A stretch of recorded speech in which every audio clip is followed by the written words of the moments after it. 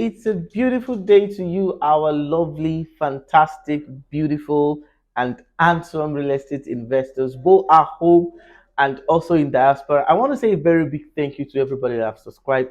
Those comments gives us a lot of motivation. Thank you, thank you, thank you. And of course, in case you're watching this video and you're yet to subscribe, please kindly do so. Just turn on the subscription bell, and of course, turn on also your notification bell so that when we drop a video, you'll be the very first person to see. And of course, so in case you're coming across this channel for the first time, this is Property Matters, where we talk about real estate and buying and selling.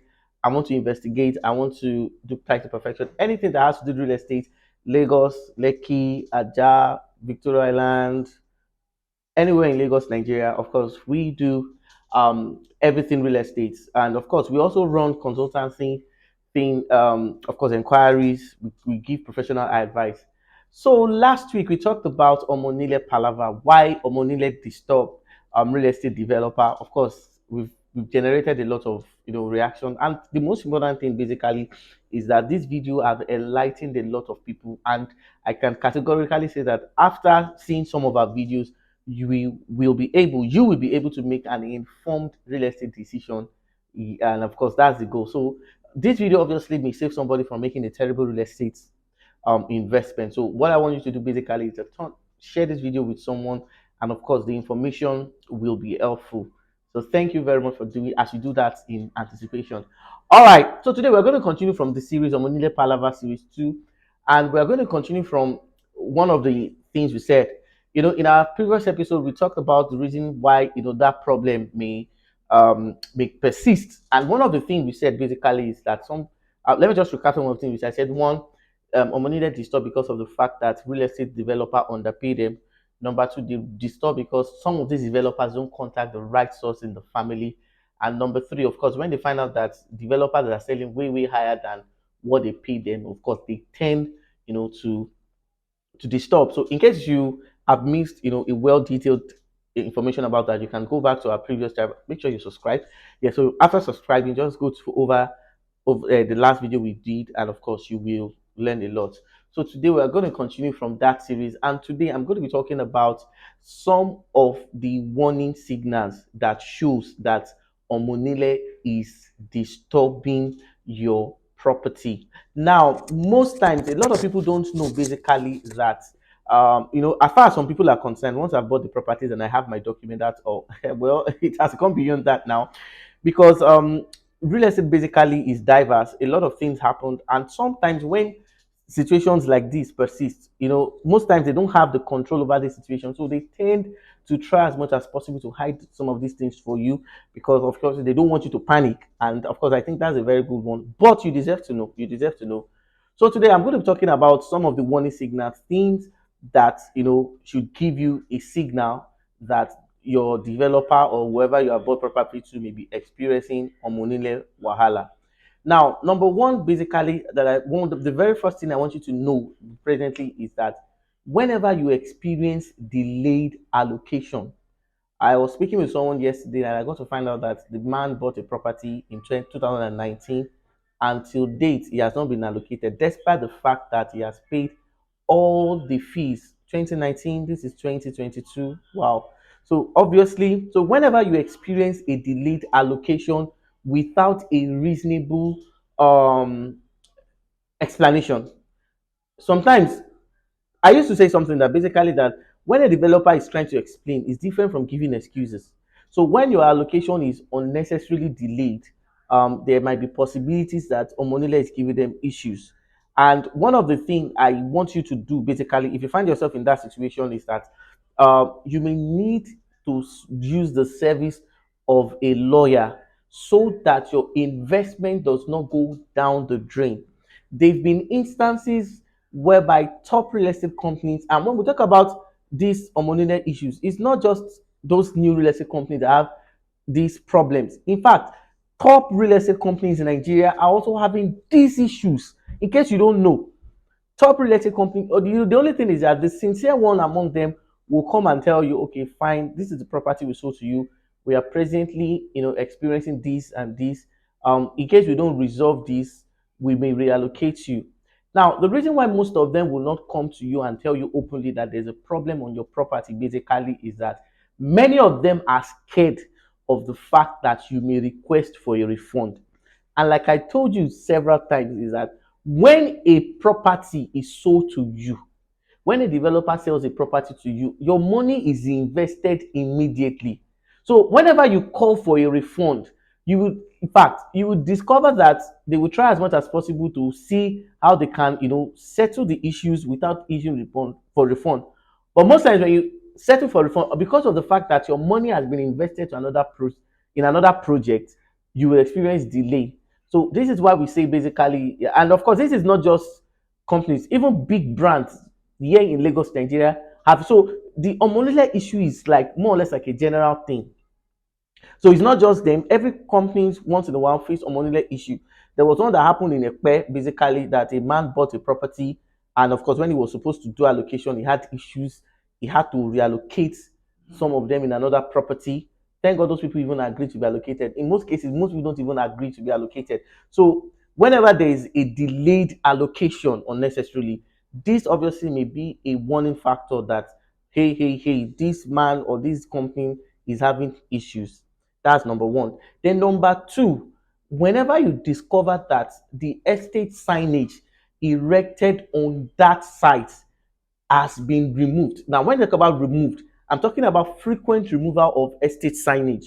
That obviously is also an indicator that Omonile is having. So what I'm doing basically is that I'm giving you some warning signals, some of the things that could be a reasons why you may experience Omonile issues on your property.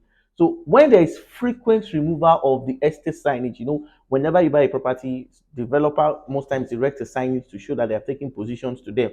So whenever there is frequent removal of estate signage, hey, just be aware that the possibility that the company or the developer is having issues with Omonile is 101% certain. So that's it. So another thing basically is that when there is frequent vandalization of blocks, fences, and some other things, of course, you should know that Omonile is basically, having issues. There are other issues basically that it differs. Now, the way one Omonile in a community may choose to disturb may differ from another one. Some the disturbance may be peaceful. They may just, whenever you come to your site and you want to do a work on your property, they may ask you to leave. Some, of course, it's always violent. Some come with charms, some come with cutlasses, and if you don't know how to take to your heels, something bad may happen. So these are some of the things that these are some of the warning signals that shows you that Omonile basically is having strong issue. So now I'm going to be sharing some way forward. Of course, I'm going to explain some of them in this video and of course in the final video. Now, what is the way forward? Whenever you discover, now I'm going to talk about for those who are already experiencing this issue. This is what you're supposed to do. Basically, hire a company lawyer, let the lawyer, in case, sometimes many people get to see the video are not even in Nigeria. So if you're not in Nigeria and you want to resolve this issue, you may not necessarily need to come to Nigeria. All you just need to do basically is get a lawyer, let the lawyer represent you, let the lawyer have meetings with the developer, let him, do you understand, strike out an agreement on how it can be resolved. Now, when I talk about agreement, I'm not talking about a verbal agreement, I'm talking about a written agreement that will be signed. Do you understand what I'm trying to say? So the agreement has to be signed, it has to be binding, so that whatever it is agreed, you don't need to force the developer to implement what you guys have agreed on. So once it is written, once it is signed, if you are going for a refund, let it be written. If they are going to reallocate you, let it be written, let it be signed. Once this agreement is put in place, you don't need to force or call. I've had situations whereby someone will say, after the developer has sold this property to us, so we have been calling, he's not responding. No, you don't need that. Just get your lawyer, make sure your lawyer is firm. It goes to the company whenever, in cases whereby they are trying to avoid you, because whenever we're having these issues, some developers sometimes they want to avoid you, involve all necessary bodies. Like for instance, the Real Estate Developer Association of Nigeria, REDAN, is a body that you can report any developer that is having issues. Okay, so you can get REDAN involved, and of course, inform your lawyer. Let your lawyer go to the company. Let him have, and of course, you don't need to go to social media. But in some cases, I've seen where some people have taken some developers to social media. Well, perhaps that would be a reason somebody might have seen that may work for him. But just get a lawyer involved. Let your lawyer handle the whole process, and of course, it will be resolved. Then the other thing, the next thing you also need to do basically to avoid this kind of scenario in the future is that on your contract of sale, let there be an indemnity clause. Now, an indemnity clause should not only be signed, should not only be requested for properties that does not have title document. Of course, it is. Now, whenever you're buying a property that does not have a title document, you can request for indemnity clause. Now, because of the fact that you can't predict what will happen in the future, now I've said this before that when most of these guys sell this property, they move to the next project. So whether the property has title or not, request for an indemnity clause. That okay, fine. What if issues happen in this property in the future?